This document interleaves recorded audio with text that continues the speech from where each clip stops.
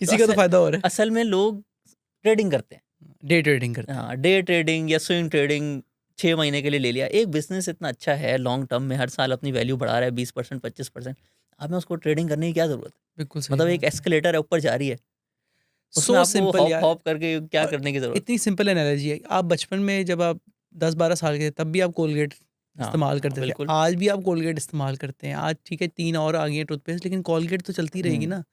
तो ये swing trading करने की क्या ज़रूरत है हाँ, आपको? You don't need to that. असल में दुनिया में भी ट्रेडर्स ज़्यादा होते हैं। ये चुप करके बैठ के डिसिप्लिन के साथ काम करना एक मुश्किल काम है। तो लोगों को कुछ ना कुछ लोग आइडियाज़ देते रहते हैं, ट्रेडिंग करते रहते हैं। लेकिन ये सिग्नल्स। हाँ, सिग्नल तो ये लेकिन आपका नुकसान है। हाँ।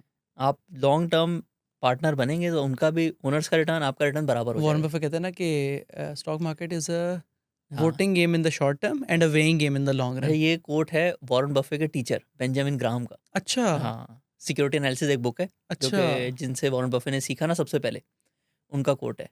ये इन्होंने कहा था जब 1930s में डिप्रेशन चल रहा था ना यूएस में, फुल स्टॉक मार्केट क्रैश हो गई थी।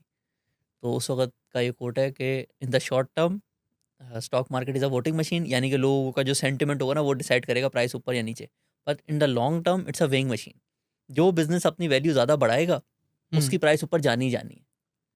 अब हम लोग भी खुद जैसे करते हैं अपनी कंपनी में भी, अच्छी कंपनीज़ ढूँढते हैं। अभी जो हमने आपको बताया कि ₹1000 1,20,000 हो जाती है, ये तो एवरेज कंपनी है ना। अब असल काम है इससे भी अच्छी कंपनी ढूँढना। जो वॉरेन बफे ने किया ना, वो उसकी पूरी टीचिंग हमने टेलर करके पाकिस्तान पे अप्लाई करनी है।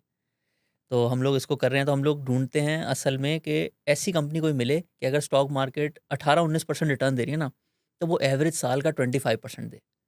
और ये बहुत मैसिव डिफरेंस होता है। अगर आप 7% एक्स्ट्रा रिटर्न लेकर आ रहे हैं ना हर साल, तो 10 साल में आपके पैसे एक दफ़ा डबल एक्स्ट्रा हो जाएँगे। यानी कि अगर 18% पे आपके 4 साल में पैसे डबल हो रहे हैं ना, तो 25% पे 3 साल में डबल होंगे।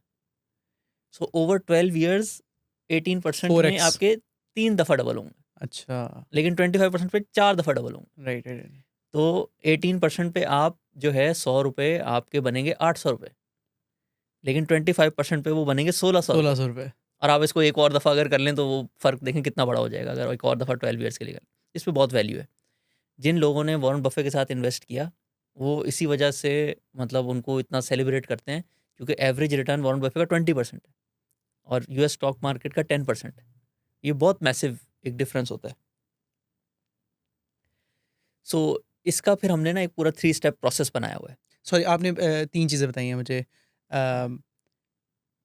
सॉरी, हाँ, 3 चीज़ें बताई हैं आपने मुझे। इंटरेस्ट रेट, करंट हुँ, अकाउंट डेफ़िसिट, हुँ। पॉलिटिक्स, और चौथी भी कोई चीज़ है? Fourth is fiscal discipline. अच्छा। उसमें जो बजट बनता है ना, उसमें आपका जो है ना बहुत ज़्यादा डेफ़िसिट नहीं होना चाहिए। सो वो आजकल जब आईएमएफ प्रोग्राम होता है ना, सो वो वैसे ही कंट्रोल होता है। करने ही नहीं देते वो हाँ, आपको। वो हाँ। आपका मतलब कि हर साल जो बजट बनता है जैसे आजकल भी बन रहा है, तो उसमें वो रखते हैं प्राइमरी सरप्लस कि आपके जो खर्चे हैं ना, वो जो है बहुत ज़्यादा नहीं होंगे आपकी इनकम से। तो ठीक वो है। एक तरह से आईएमएफ उसको कंट्रोल कर लेता है। और ये जो बाकी 3 इंडिकेटर्स भी है ना, current account deficit, interest rate और तीसरा प्राइमरी पॉलिटिक्स। सरप्लस, नहीं पॉलिटिक्स को नहीं करता, बट जो बाकी 3 है ना हुँ, उसको आईएमएफ भी कंट्रोल करता है।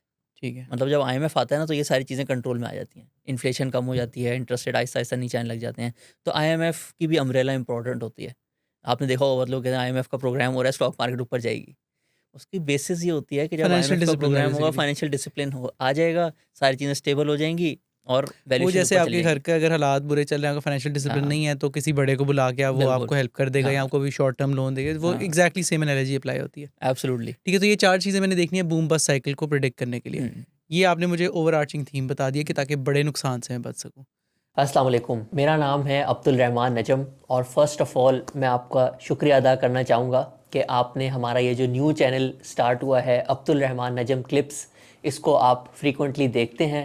और ये चैनल स्टार्ट करने का मकसद ये है कि हम बहुत ज़्यादा इम्पॉर्टेंट डिस्कशंस जब पॉडकास्ट फॉर्म में करते हैं, तो वक्त की कमी की वजह से या कभी कभी लॉन्ग पॉडकास्ट में से जो इम्पॉर्टेंट इन्फॉर्मेशन लोगों की मिस हो जाती है, वो हम क्लिप्स के फॉर्म में इस चैनल पे शेयर करते हैं। सो अगर आप हमारा ये क्लिप्स की चैनल की वीडियो दूसरी दफ़ा देख रहे हैं, यानी कि पहली दफ़ा देख चुके हैं, दूसरी बार फिर देख रहे हैं, इसका मतलब है कि आपको इससे बहुत ज़्यादा वैल्यू मिलती है और इस वजह से आप इस चैनल को सब्सक्राइब करें ताकि अच्छी information from our podcast clips जो है वो आप तक इसी तरीके से आती रहे।